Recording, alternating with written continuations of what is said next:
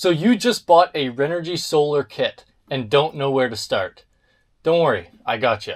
In this video, I'm going to show you every aspect of putting this kit together, and it doesn't matter which kit you have, this tutorial will be pretty universal for all of them. I personally have the 5 kilowatt kit, which you'll be able to find in the description below with a little discount code if you're watching in March. So let me show you everything that comes in this package. In this kit, we have two 200 amp hour 12 volt smart lithium batteries. We have a 3000 watt inverter with a remote switch. We've got a 60 amp solar charge controller with a temperature sensor and some mounting hardware. We also have 3 shadow flux solar panels that I have already mounted on the roof. We have a combiner box to connect all the components together, a battery monitor to monitor the system, and finally, a bunch of wires and a couple fuses. The components I just showed you guys is actually not everything in the kit. I left out some solar parts that I've already installed on the roof. And if you're curious to know how I installed my solar panels and everything else on my Sprinter van, you can click in this corner right here. It'll be linked there or in the description down below. The tools you need to install this kit start with a Phillips screwdriver. We also need a flathead screwdriver. We need a wrench with a 13mm socket. You will also need an 11/16 socket, as well as a tiny flathead screwdriver. Finally, a drill and some screws. A few more niche tools will be mentioned later on in the video. Okay, so the first thing that we're going to want to do in this install is connect our batteries together in parallel. To do this, I want you to grab your 2 battery interconnect cables and the bolts that come with your battery. We will also need our wrench with the 13mm socket. To connect these batteries in parallel, we want to connect the positive on our first battery to the positive on our second battery, and the negative on our first battery to the negative on our second battery. If you look in these bags, you can actually see 2 different sizes of bolts in this bag. We want the longer ones. The reason why we're going to be using the longer bolts in this section is because we're going to be connecting multiple lugs onto one battery terminal. And the longer bolts are just going to allow us to secure them down. And with our battery interconnect cable, we are going to connect our positive terminals first. And then we can do our negative. I would only do these hand tight for now because we need to add another lug onto the positive of our first battery and another one onto the negative of our second battery. Next, we are going to be mounting and connecting our combiner box. I'm going to take our Phillips screwdriver and take out the screws that hold the front face on. Here's what the combiner box looks like on the inside. And to make our lives a bit easier now, let's grab the shunt out of our battery monitor box and we're going to attach this onto the negative of our combiner box now. To connect this shunt onto the negative of our combiner box, we're actually going to need an 11/16 wrench and we can loosen the nuts on the shunt. The bolts actually slip right out and you can take out the actual shunt away from the holder. I am going to go ahead and take off the rubber piece that's hiding this hole on the negative side of our combiner box. But now which way do we connect our shunt?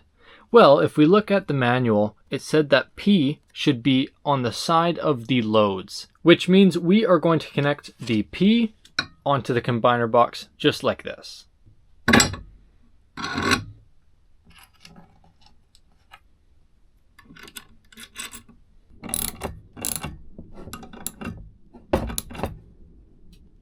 And there we go, we have our shunt installed onto the combiner box.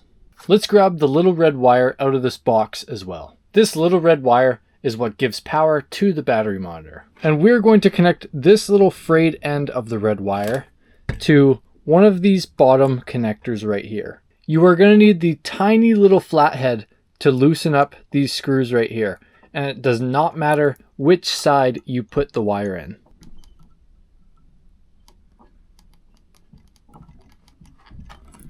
Once you have the red wire in, you can go ahead and tighten it down. Give it a little tug, and if it doesn't come out, you're good. To mount this, there are 4 little holes on the back plate. Everyone has different space limitations when it comes to building their electrical, but for me, I'm going to mount my combiner box right about here. Mounting it here allows me to put all my other components around it, and all the wires get entered through the bottom of the combiner box. So it's going to be super easy to wire everything up.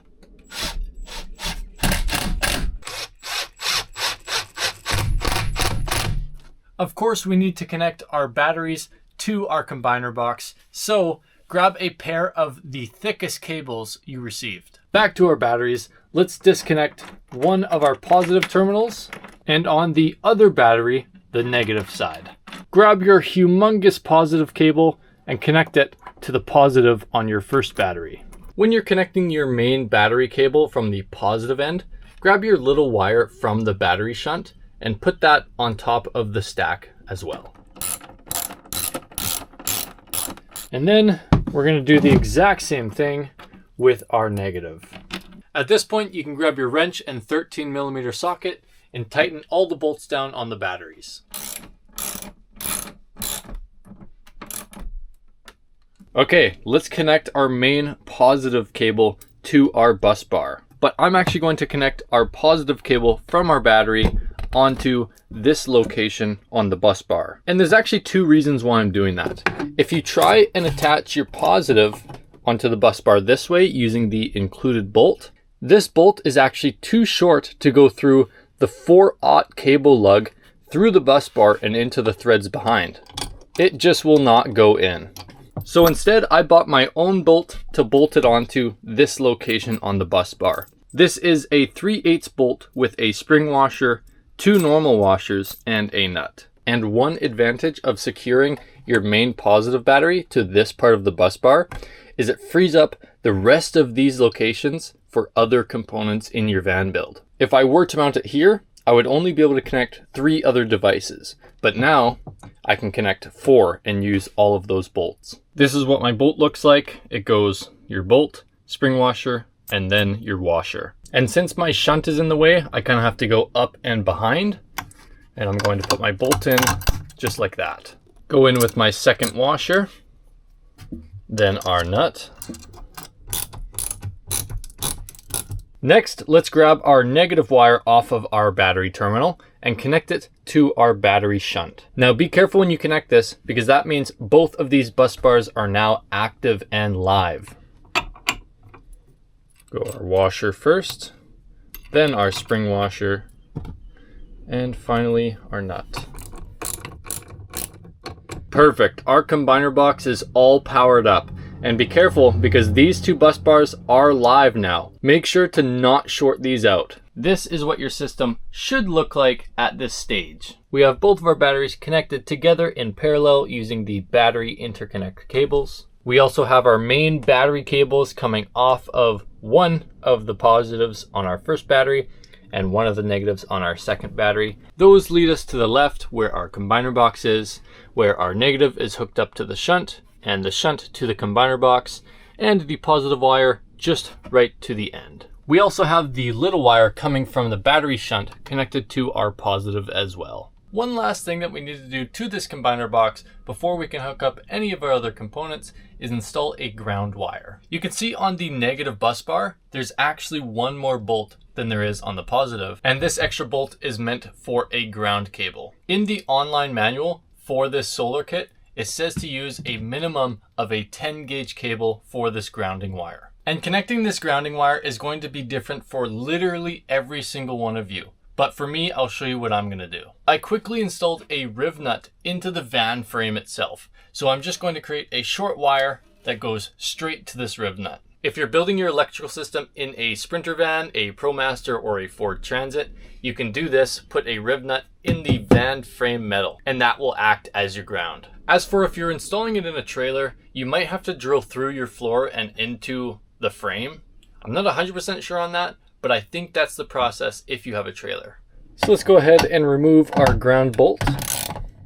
And now this ground wire is not included in your kit. You need to get this on your own. I was lucky enough to have this old wire sitting around and I just fixed up the crimps. This is just a temporary connection for me. Let's slip our ground cable through the center hole and secure it down to the negative bus bar.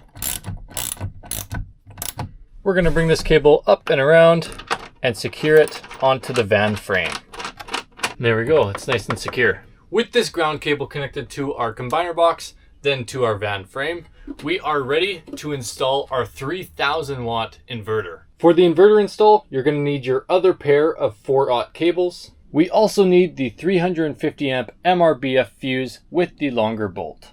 We need a drill and some screws to secure the inverter onto the wall. And now, depending on where you're going to install your inverter, it might be easier to attach your cables on first. If you do plan on installing your wires beforehand with me, you're going to need a 12mm socket and a 1/2 inch wrench. Put the wrench on the bottom side where the nut is and undo the top with your socket. And now, of course, we're going to go red to red and black to black.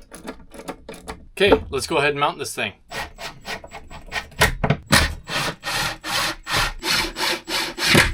We are going to start by connecting our negative cable from the inverter first. Pick a location on your combiner box and remove the bolt. Slip your cable through the bottom grommet and secure it down on the negative bus bar. And for the positive wire coming off of the inverter, again, we need our 350 amp fuse. This fuse also comes with a longer bolt, and we are going to need it. Your combiner box also comes with a little piece called a insulating sleeve. We will need this as well. Then we're going to slip our positive cable through the exact same hole, being very conscious not to touch the negative bus bar.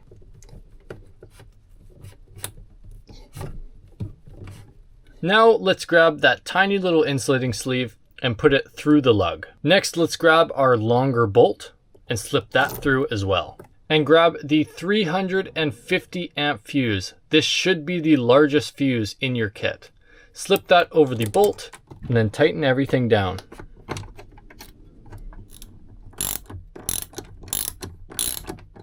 Give your cable a little tug to make sure it's secure. And with that, our inverter is installed. So let's flip the switch and see if it turns on. Sure does. But while we are still working, let's keep this off. Okay, it is time to install our final component. For this, you're going to need your solar charge controller, 2 battery wires, the mounting hardware that comes with the solar charger, and your 75 amp fuse. As for tools in this section, you're going to need a Phillips screwdriver, a flathead screwdriver, and your 13mm socket. Let's start by flipping over our solar charge controller and getting out our mounting supplies. Grab one of these little brackets out of the kit, your Phillips screwdriver and an included screw. And we're going to install this just by putting the screw through one of the holes in the back of the solar charger and down into this bracket. Make sure this is nice and tight, and then do that for the other 3 corners. Now let's find a good place to mount this. When you are mounting this charge controller, you want to make sure it's in a spot where it can breathe. And what I mean by that is just get decent airflow. If you look on the back of this thing, you can see a massive heat sink. And you need to make sure it has decent airflow around the top and bottom of the unit. When installing this charge controller, you need to make sure to connect it to the batteries first instead of your solar panels. If you connect your solar panels first, you risk damaging this unit. So let's take out these 2 screws in the front to expose where you connect the wires. On this charge controller, you're going to see a few different things. You are going to see PV plus and PV negative. These 2 sockets are where you connect your solar panels. Beside it, you will see battery negative and battery positive. This is what you connect to the combiner box. And the last 2 ports on here are load negative and load positive. You can safely disregard these ports if you don't plan on doing anything with them, which most people leave empty anyways. Let's take our flathead screwdriver and loosen up battery negative and battery positive. Grab your negative cable and push it underneath the battery negative. Make sure you push it all the way in and then tighten the screw down. And let's do the exact same thing with our positive cable. These connections should be tight. If you give a decent pull on them, they should not come out. Moving to the combiner box again, let's take out one of the negative bolts. Slip your negative cable through and attach it onto the negative bus bar. Remember, on the positive side of this combiner box, we are pretty much always going to use a fuse. For the charge controller, we are going to be using a 75 amp fuse. Remember your longer bolt and little insulating sleeve. Take out a bolt from the positive side of the bus bar. Put the positive cable through. I cannot stress this enough. Stay clear of the negative bus bar. And remember, we're going to start with our insulating sleeve, our bolt, and finally our fuse.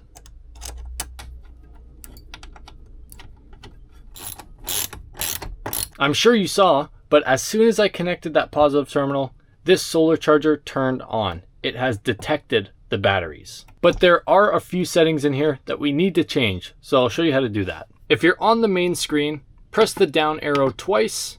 You're going to end up on this screen.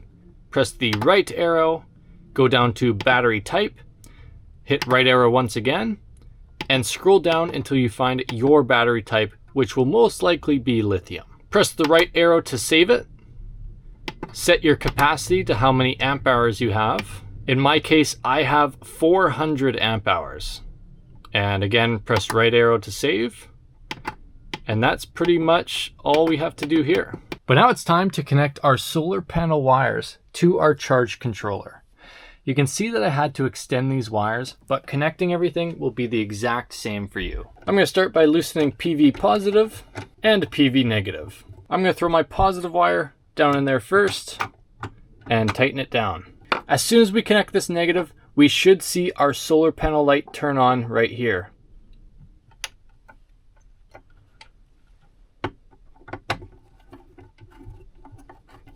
With these now connected, give them a good tug. If they don't come out, that is a very good sign. You can also see our solar panel light turned on there. And we are charging the batteries right now. To finish up this solar charger, we are going to connect our temperature sensor. This temperature sensor gets plugged in right above PV negative. Once your temperature sensor is installed, your battery cables, and your solar panels, we can finally put this cover back on. And ideally, you want to mount this temperature sensor somewhere near your batteries, like right here would be a good spot. With everything finally connected, we can slap the cover of our combiner box back on. There is one more thing that you should know, which is how to connect your battery monitor. Let's grab the long cable out of the box and your battery monitor. Do you remember the battery shunt that we connected to the negative on the combiner box? We are going to use this cable to plug into the shunt. This cable easily gets plugged into the shunt, and the other side will get plugged into the back of the battery monitor. And you can see as soon as I plug this in, it comes to life. Let's take a look at what this battery monitor is telling us. It currently says we're at 0%, but that's because we haven't calibrated it yet. This big battery icon shows you your total amp hours. That, again, we haven't set up yet. In the bottom left, we can see the current volts of the batteries. We can also see if the batteries are charging or discharging at any given time. It also converts those amps charging into watts. If we hold OK on this, it will bring us up to a bunch of settings. The very first one you'll see on here is CAP, stands for capacity. We're going to press OK on it again. OK one more time, and you can set how many amp hours you have. I have 400, so I'm going to put 400. Press the back arrow, and that is set. I'm going to press the down arrow to get onto full V, full voltage. Press OK. Turn the first number to 1. Press OK again. I'm going to put it to 15. Press OK once more, and I'm going to put it to 2. So our full voltage is going to be 15.2 volts. Go down one more to 0V, 0 voltage. Press OK. And I'm going to set this at 11.2, just like that. Back arrow to set it, and you're done. You can set some of these other settings to whatever you want, like power off and alarm. Personally, I don't really touch those. Once you have those top 3 settings set, you can press the back arrow and you're back at the home screen. Now you can calibrate this monitor in 2 different ways. The first way is by draining your batteries to 0 and then holding the down arrow. And what that does is it puts your present amp hours at 0 to match your batteries. The second way, or the way I suggest you do it, is you charge your batteries completely full, hold the up arrow, and that will put your present amp hours at your maximum capacity. And this cord is super long. You can mount this anywhere you want in your van. But of course, I am still building it, so I'm not going to mount this just yet. And we're currently charging the batteries at 15 amps from the solar panels. All right, now that our entire electrical system is built out, let's give it a test. I've got a little fan to plug into my inverter, see if it works. And there we go. So even having this fan on, we are still charging at 11 amps from our solar panels. And you can see exactly how this system works. While our fan is running, it is plugged into our inverter, which converts the DC current into AC, which is what our fan uses. Our inverter is then connected to our combiner box, which is powered through cables to our batteries. And again, you can see that we're charging at now 12 amps from the solar panels coming through the roof right there. The wires come down into our solar charger. Our solar charger is then connected back to our combiner box, which puts the power back into our batteries. But you know guys, I don't have a 3000 watt inverter for no reason. This fan only takes up about 2 amps.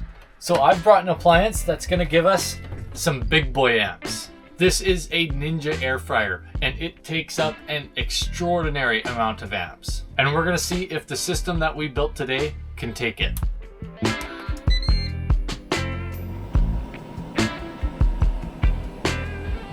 Right now, we're currently drawing about 116 amps, which is 1500 watts, half of this inverter's capacity. This Renogy solar kit handled that without a sweat. That is very impressive. Well, and just like that, you have set up your own DIY solar system. Now, again, you can find this kit linked down in the description if you want to purchase it for your camper van or trailer. And if you are watching this video in March, you can use code RENERGYSPRING for 6% off most of their products. And I also want to give a massive shout out to Renogy for sending me out all of this gear. I seriously don't know what I would have done without you guys. Without you guys, this electrical system would have not been possible for me to build right now. And I'm just so grateful that you guys decided to send me out this stuff. For my regular viewers, I know this wasn't your typical Van Life Nate video, but don't worry, we will be back on track next week. You know, I'm actually not very happy with the state of the cable management here. So for the rest of the video, I'm actually just gonna deal with that. I'll give you a quick time lapse of it, but that's pretty much gonna be it from me. If you found this video entertaining, or maybe it helped you build your own Renogy kit, consider subscribing to the channel, maybe even like the video or leave a comment saying it helped you out. And with all that said, I will see you guys next time, and I'll send you off to the time lapse.